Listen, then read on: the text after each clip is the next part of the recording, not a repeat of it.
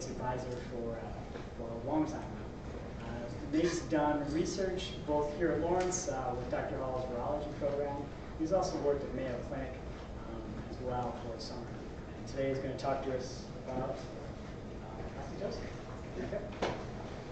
Okay, hi. Today I'll be talking about the oxytocin receptor as a therapeutic target for autism spectrum disorders. So before we can talk about anything else, I guess we should talk about autism. Autism spectrum disorders, or ASDs as I will now refer to them, are neurodevelopmental disorders characterized by three main things.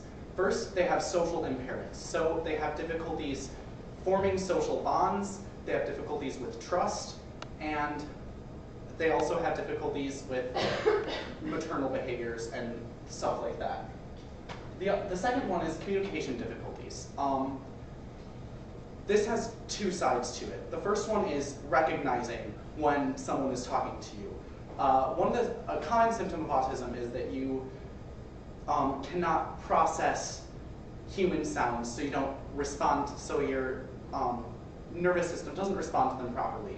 The other end of that is that they may develop strange speech patterns or repetitive speech patterns, and in that, like, well, children with it do not, developing children with autism sometimes do not speak till they're 3 or 4 because they just have difficulties processing language and understanding language and speaking. The last one is repetitive patterns of behavior. This includes anything from tics to obsessions to very structured ways that people carry out their tasks. And also going along with the communication difficulties, as I said before, they can get repetitive speech patterns. Currently, 1 in 68 children in the US is diagnosed with autism. That number has increased greatly. A lot of people think it might just because of the increased awareness, but a lot of scientists now think that it's just because of environmental factors like pollution. Also, it's 5 times more common in boys. Because it's a neurodevelopmental disorder, it occurs during early neural development. We know there are hundreds of genes that can confer a risk of autism, and because there are hundreds, we don't quite know how it forms. We just know that it happens, and we can see the symptoms. But physiologically, it's a jumbled mess. So to compensate, scientists who want to study autism from a biochemical, neurochemical perspective pick specific genes and proteins to study that are related to autism. One of them that has gained a lot of recent attention is the oxytocin receptor. They found that the oxytocin receptor gene has altered methylation of the promoter. Methylation is simply a cell's way of silencing a gene. So if the promoter is methylated, there's not going to be as much oxytocin, there's not going to be as much of the receptor produced. And as a result, they have also found reduced expression of OCR in post-mortem brains of individuals with ASD. So if you didn't have it when you're alive, you don't have it when you're dead. So now we'll talk a little bit about oxytocin. It's a mammalian hormone that is most well known for its its role in pair bonding and relationship formation, and which is why it's jokingly called the cuddle hormone. In addition, it's very important for pro-social behaviors, like so empathy-driven behaviors that require you to put yourself in someone else's shoes and like respond to someone else's emotions. Structurally, oxytocin is a 9 amino acid peptide. It has 2 cysteine residues, and in its fully reduced form, you get a disulfide bridge between them that forms this 6-member hydrophilic, water-loving, water-soluble ring, and this 3-member hydrophilic or hydrophobic, water-hating, fat-soluble tail. And that's important. Those regions will be very important for oxytocin properly binding to its receptor. So once it's in our blood, it carries out several hormonal actions. The most well-known one is in the female reproductive system.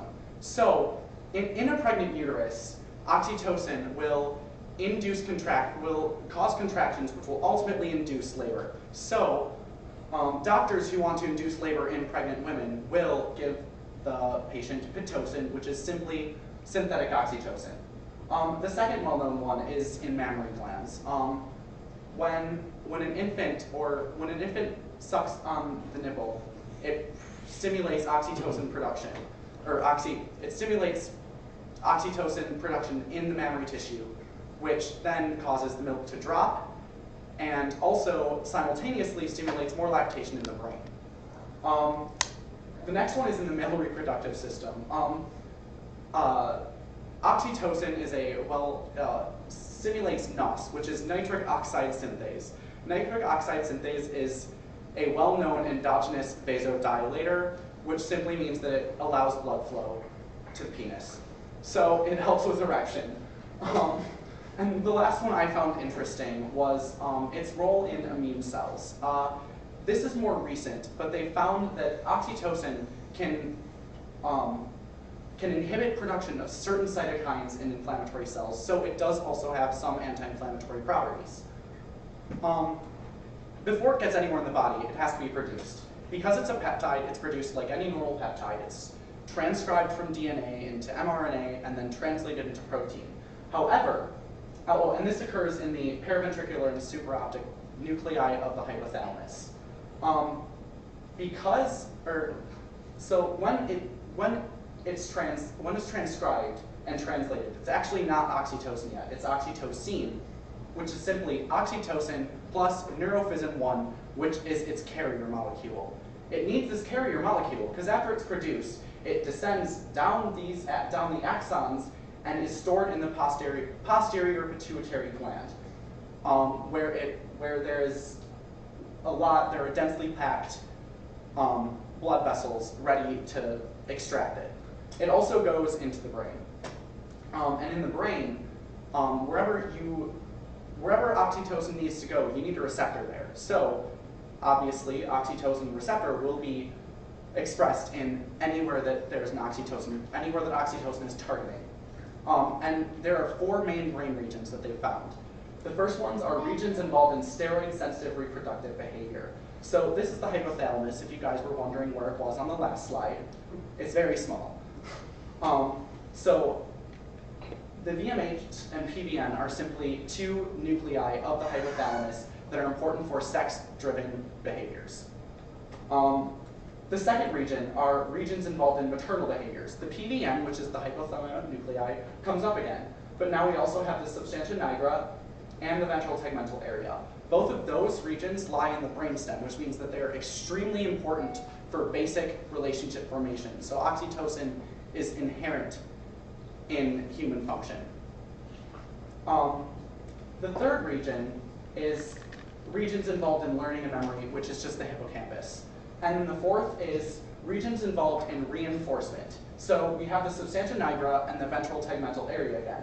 But now we also have the lateral septum, caudate putamen, and the amygdala, which is right next to the hippocampus. And we also have the frontal cortices. The frontal cortices are simply where the cortex is where humans' advanced cognition goes on. So that just means that it's also involved in some advanced cognition. So we've talked a lot about what it does in the body, but we haven't talked about the receptor yet, and I guess we should now. So it's encoded by the OXTR gene in humans. So this is an image of the receptor. Each little bubble represents an amino acid. This block in the middle is the cell membrane. This is outside the cell, while this is inside the cell. So as you can see, it has 7 transmembrane domains. And then it also has an oxytocin binding domain up here. Anywhere that's surrounded by this black bold line is an area where the hydrophobic tail is going to interact with the receptor, whereas this dotted line is where the hydrophilic ring interacts with the receptor. And then down here is also another important binding site. Right there is where the G protein interacts with the receptor. G proteins are simply secondary messengers, or messengers of the cell. So when oxytocin binds to this binding domain, it's going to cause a change in the cell, in the receptor, which will activate the G protein and cause it to do a plethora of actions within the cell. So this looks really scary, because it is, and it's very intense, and there's a lot going on. And I kept this here so everyone could appreciate how complex cell signaling is. Because they're G proteins are integrated into so many cellular pathways that G protein coupled receptors just have so many responses. The one I'm going to highlight is the fact that the oxytocin receptor results in release of calcium from the calcium stores in the smooth ER, and it also depolarizes the membrane to allow more calcium in. So you have this influx of calcium. Calcium is one of the most important secondary messengers in a cell. So it does a lot of things as well. The two notable ones here, it's stimulating NOS downstream, which is the vasodilator. And then over here, we have it stimulating contractions. It has a lot of other responses, but due to time, I'm not going to go over them. So what happens if the receptor doesn't work properly, and how might that happen? Well, the answer is single nucleotide polymorphisms, or SNPs. So single nucleotide polymorphisms are caused by genetic variability. Though humans share a vast majority of our genetic information, each human has single switches in the coding sequences that may or may not cause a change in amino acid. So in this case, we have 3 people here that have relatively similar coding sequences. The first person has an A here. Their peptide sequence would be alanine, threonine, leucine. But the second person has a G in place of the A. So instead of the middle threonine, we have an alanine instead. And then the last one, and so we have a thymine instead of guanosine. Now we have a serine in the middle instead of alanine or threonine. And so because structure determines function in proteins, if you switch an amino acid, that could change a lot about the protein, because it might not be able to interact with the parts it needs to interact with. So SNPs can affect a protein's ability to function properly. So I'm going to give us a few hypotheticals here. Let's say we have a SNP that caused a mutation in the oxytocin binding domain. There's our mini receptor, and so oxytocin can't bind. That oxytocin won't bind as well then. Or let's say we have a mutation that causes an amino acid shift in the G protein binding region. Well, then we don't have G protein binding, interacting with it as well as it should, and we have a decreased response. Or, as I said in the beginning, sometimes, or in autism, they found altered methylation. So there may not be as much protein there as well. And in any of these cases, we will see a drastic decrease in cellular effects, which will affect development. And so because of this, because of the effects SNPs have on function, SNPs are incredibly important for studying relationships between receptors and responses.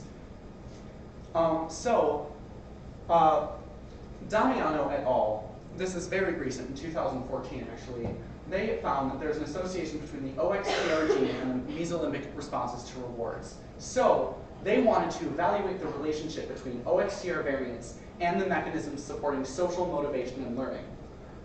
They used 3 different OXTR SNPs conferring ASD. Each one had different phenotypes associated with it. And to do this, they used an Fmri to measure the relative activity of the brain regions. So when you get an fMRI, you're put in a giant tube that hovers magnets around your head, basically, and they get a response, and so when a brain region is active, you have increased blood flow to that region because it needs more glucose, it needs more oxygen, and because blood is so heavy in metals, it is magnetic. So you'll get magnetic spikes in the brain. And then they combine it with the structural image to produce the final image with the structure related to function. And to study the social reward, they used a monetary incentive delay. So that was basically hovering money in front of their faces and waiting for them to anticipate the reward. And that's what they did. This is a brain of an individual without a SNP, so they don't have any variability in the gene. This middle bar is the Zmax value. The Zmax value is simply a measure of how much response they got from the Fmri. So here we can see a lot of activation in the nucleus accumbens, the thalamus, and the ACG. Also the insula over here. So in SNP RS2268493, they found that it had overall, they had less overall activation in these brain regions. So these reward-oriented regions. So here, the Zmax bar only goes from 3 to 5, whereas it did go from 5.25 to 7.5. So although these responses look fairly similar to the other ones, they're actually reduced. And so again, we have the nucleus accumbens, the thalamus, the ACG, and the insula. And in table form, we have, so here we have these brain regions. In the left nucleus accumbens, there's a Zmax of 6.6 in the normal individual, whereas in the SNP, there's 4.26. This trend continues all the way down, and all the values for the normal individual hover between like 5 and 7, whereas the ones for the individual with the SNP hover around 3 and 4. So overall, this OXTR SNP elicited an attenuated mesolimbic reward response. So this basically showed that oxytocin is actually very important for development of social function. So we're going to have a quick review, and we know that hundreds of genes confer the autism risk, and that the development's not well understood, and that there is a large range of symptoms and severity of symptoms. So how do we treat autism? The answer is no one really knows yet. So the best we can do is look at what we have and work with that. Because of oxytocin's important role in social function, that's obviously the first place our mind goes. So a lot of people have done studies on oxytocin's effect on social function in ASDs. So in 2007, they found that it improved effective speech comprehension. In 2010, they found that improved performance in reading the mind in the eyes test. That is simply a test, a fancy word for a test that measures your ability to recognize someone else's emotions. In 2010, again, they found that it improved social behaviors, it improved feelings of trust, and gazing behaviors of the eye region. Visual communication is extremely important for people, so that shows a clear improvement in social function.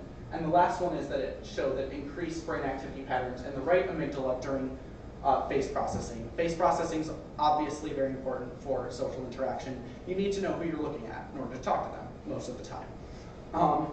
But it didn't start, oxytocin therapies didn't actually start with social functioning. They actually started with repetitive behaviors. And in 2003, Hollander et al. Found that oxytocin infusion reduces repetitive behaviors in adults with autism spectrum disorders. The title's wrong because that was before they changed the name. So 15 participants went to receive either a placebo or oxytocin doses in sessions that were separated by 2 to 3 weeks. So they would measure their overall repetitive behaviors every 60 minutes after administration. And so because each subject received both the placebo and the oxytocin, each subject was his own control. So what they found is that, well, here the red dotted line is oxytocin, the green line is the placebo, and total repetitive behavior scale, 5 is bad, 0 is none. So as we can see, oxytocin did overall decrease the repetitive behaviors in individuals afflicted with ASD.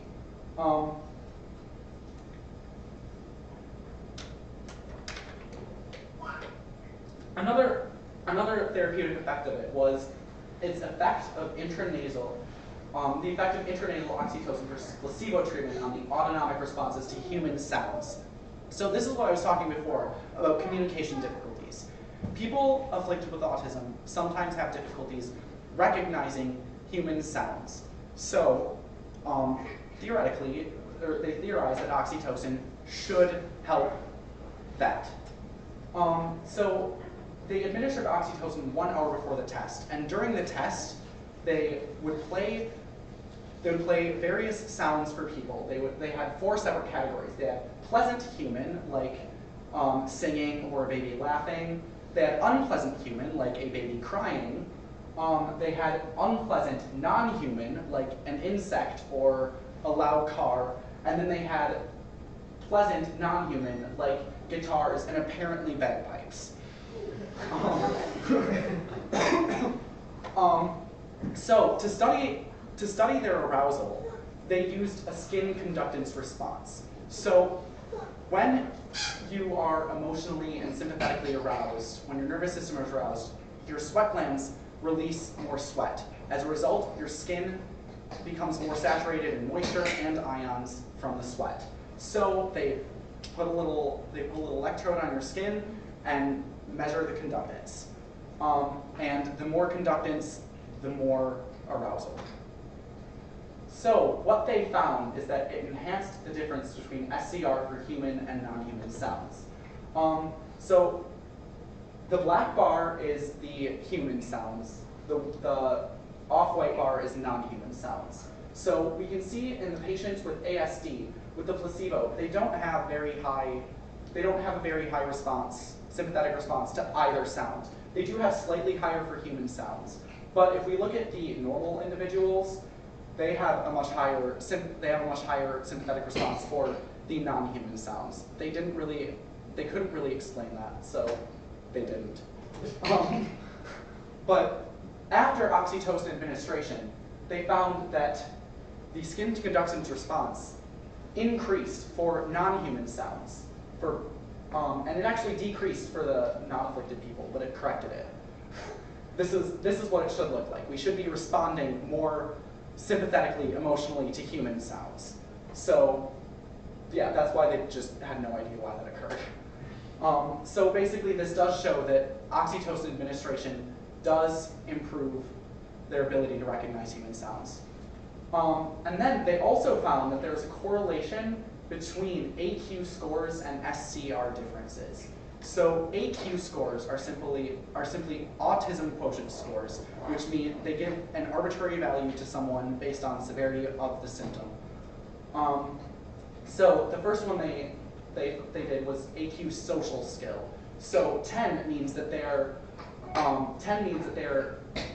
extremely socially inept. Yeah. It means that they are very low functioning. 5 is pretty high functioning. They found that the difference between the non-human versus human response increased as severity of their social skills increased. On the other side, the AQ attention to detail. Again, 10 means you pay very close attention to detail. 2 means you don't pay much at all. In this case, they found that people who don't pay much attention to detail respond much better to oxytocin treatment than those who do pay a lot of attention to detail. So overall, they found a lot of great potential therapies, or they found a great potential therapeutic uses for oxytocin in autism. So our conclusions. There's still a lot to learn about the etiology and development of ASD, because there's just so much going on in the brain during development, and there's so many genes and so many environmental factors that can confer the risk of oxytocin. We just have to keep researching and keep putting the information out there, because we need to know so we can help. Oxytocin receptor and oxytocin may provide a mechanism for development of a social impairments in ASD. Again, this is just very important. We need to understand the mechanisms for how this is forming, for how this is developing, because if we don't, we're not going to be able to develop therapies. And the last thing is that oxytocin may provide a basis for future ASD therapeutics. it doesn't necessarily have to be oxytocin. It can be something that looks a little like oxytocin, but binds differently to the receptors. But case in point, it's a solid foundation. We have an endogenous molecule that we can administer to people that does help alleviate some of the symptoms of ASDs. So I'd like to acknowledge Dave Hall for all his help and all his help over the years, and Stephen Devert for being a great advisor. And thank you to all my friends and family for coming. And then here are my references. And then, does anyone have questions? Yeah.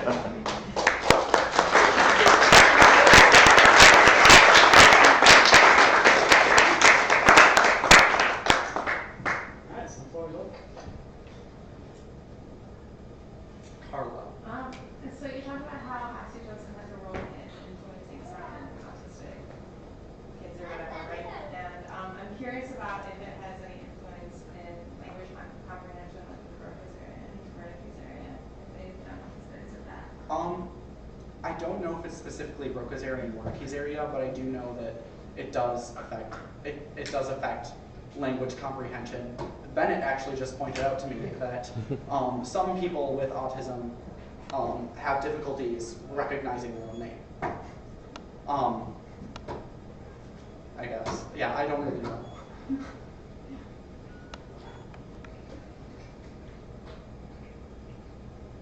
Would there be any benefits, do you think, of people who don't have autism taking oxytocin, or do you think it would be harmful? It doesn't have a lot of side effects, but as we've learned in Biochem 1 and Biochem 2, too much of anything is not very good. So I guess, I mean, the reason that people with ASD probably need more oxytocin is because their receptor is not fully functional, or they don't have a lot of it. So they need more oxytocin to compensate. I mean, it doesn't have any side effects, so I don't anticipate it having anything bad happen, but it also is associated with aggressive behaviors in like too large quantities, and people who, it also is related to trust, and you can end up mistrusting a lot of people if you like have too much oxytocin. There's two sides to oxytocin. It's like either aggressive and mistrusting, or like lovey-dovey. It's a delicate balance, really. So it faces some challenges as a drug, if you couldn't take it just as a pill, right? No. And so is there any way that we could modify that to make it orally available? I have no idea. It'd be pretty tricky because, I mean, as soon as it got into the digestion, as soon as it got into the intestines, it'd just be ripped apart. So oxytocin can be secreted through like physical contact or would that be like an effective form of if they were to go to someone and receive this kind of whatever it is, stimulation that is not necessarily explicit. But like, just be completely above board, like would that actually be an effective method for raising their hormones? Currently they're doing, I didn't include this in my presentation due to time. I was going to. But they are doing a lot of research with physical contact and its effect on social development, and they're finding that physical contact obviously is very important for social development. And if that answers your question, but yeah, they are very, very related. All right, I think I should be good.